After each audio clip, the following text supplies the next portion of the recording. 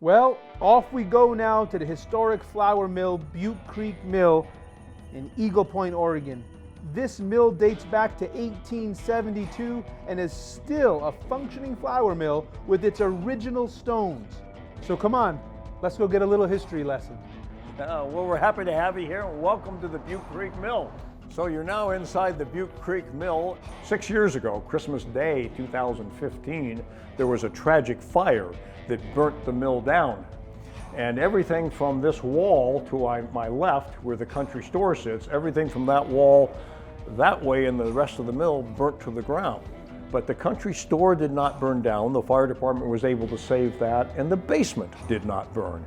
And that constituted 25% of our building, which is the minimum you need to maintain yourself on the National Register of Historic Places. And at the time of the fire, Bob Russell, the Russell family owned this, but there wasn't enough insurance money to rebuild this old mill after the fire. So a foundation was formed, a 501c3, and we are now the Butte Creek Mill Foundation, raising money to rebuild the mill. So it's a foundation, which means it's all volunteers. It's all volunteers. We have no paid employees at the moment. We're all volunteers just trying to rebuild this for the good of the community. Let's walk through kind of how the process starts and how it works. So this is the milling room. It's weird, it smells like flour. Yes,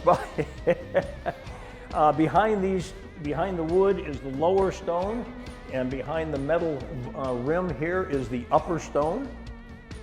These stones are French burr stone, B-U-R-R, French burr stone, which is about 7 times harder than U.S. granite.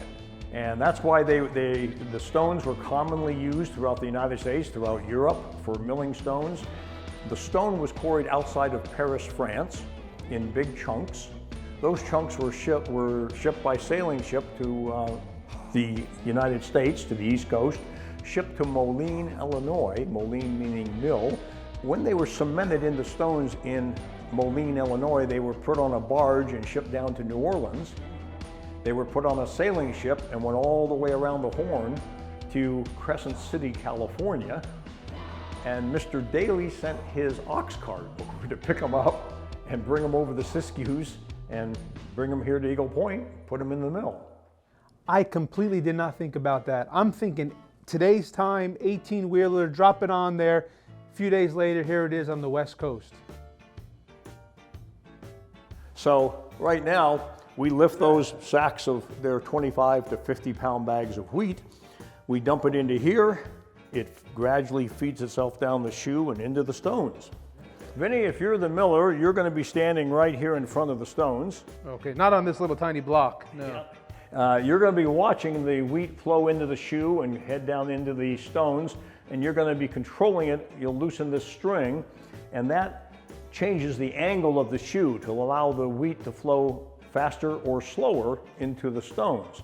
And you want to make sure this is an art more than a science. Oh, I see. Oh, whoops. See how that goes up and down? I can't break this by holding it, right? No, I can't break this I right now. don't think so. Okay, so you have to do this constantly? So you'll watch it, and what you're going to do with your ears is listen to the speed of the wheat going into the stones and the rhythm of the stones to make sure they're turning at the right speed. You're not choking the stones with too much wheat or too little wheat. And you're going to watch and listen to that and move this, and then once you think you got it right, you'll tie it down. Okay, so I'm going to stop there. Yeah, you'll go like this here. Put it back Okay, down. it sounds good. The rhythm's good. Sounds good. The And it's rhythm's good. I'm milling. going to stop it right now. And then, Vinny, what you're going to do is you're going to remove that little. You're going to put your hand in like this, I'm not putting my hand in there. and you're going to feel the You wheat just told me going there's through. 2,800 pounds of French stones. Why would I put my hand in You're there? going to put your hand in there and feel a little bit of the wheat as it flows down. Oh, I see where it comes down. Okay. Pull it out, Okay. and you'll have some wheat flour in your hand, and you'll go like this to feel the moisture and feel the consistency of the flour. Okay, and then so if it's good, And I'm going if to it's go. good, Okay, I'm going to cover it back up you for put now. it back up, and away we go. We're milling wheat, and it's falling into the basement. Let's run down to the basement. We are in the real deal basement right now. Where you are now is where all the mechanics work, but this was not destroyed by the fire, so this stone foundation is original. We've got something for you, Vinny, you can help us with. Is this really a tool from? Absolutely. So this is the one you see in the movies. They're sitting there. Yeah. Wow! Look at that! Look at this! You guys got all kinds of stuff in here. Yeah, this will be taken upstairs eventually and put in our exhibit room for display. When you look up here, you'll see something that looks like cement, and that's the bottom of the lower stone. So this is the shaft that turns the stones. Wow! Oh, look at that! And that is the bottom of the burr stone, the bottom stone. When you put your hand in to test the flour, Yes. it comes down this chute. As we said, right now we're collecting the flour in food-grade buckets and carrying it upstairs. Eventually, here we'll have a flour collection system that will pull it upstairs so we don't have to run up and down so much. So the water is coming down the water channel underneath here, dropping into the penstock. And the Leffel turbine is in the bottom of the penstock 12 feet below us. I see that. And then it turns the Leffel turbine, and then the water exits right back out into the creek. So we are borrowing the water for about 1/3 of a mile, using it for hydropower, and then spitting it right back out into the creek. Teresa, after we mill the wheat into flour, wonderful volunteers mix it into different mixes. What happens? How do you take it from there? Then we have our mixes in buckets, and then they're all labeled.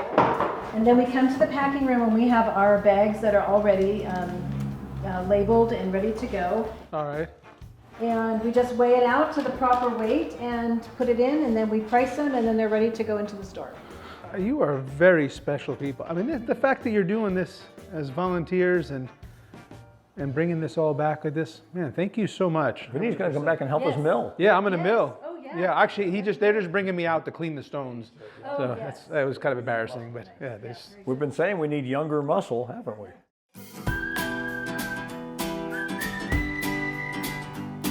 Let's go into the All country right, store go. and Let's see. go. After we mill that flour and after Teresa and her wonderful volunteers all package it up, let's see what happens to it.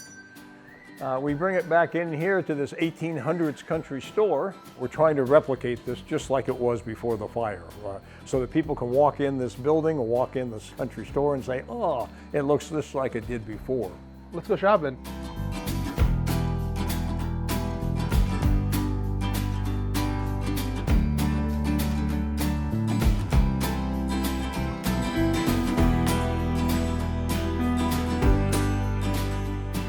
What a treat, guys. Thank you so much. Thank you for having us. Thank you for coming in, paying us a visit.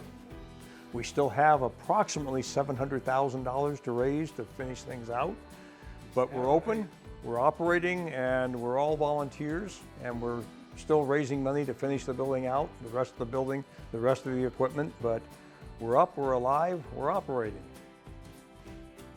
There is some real history here. There's some real substance to this mill. Go see them. Support these volunteers.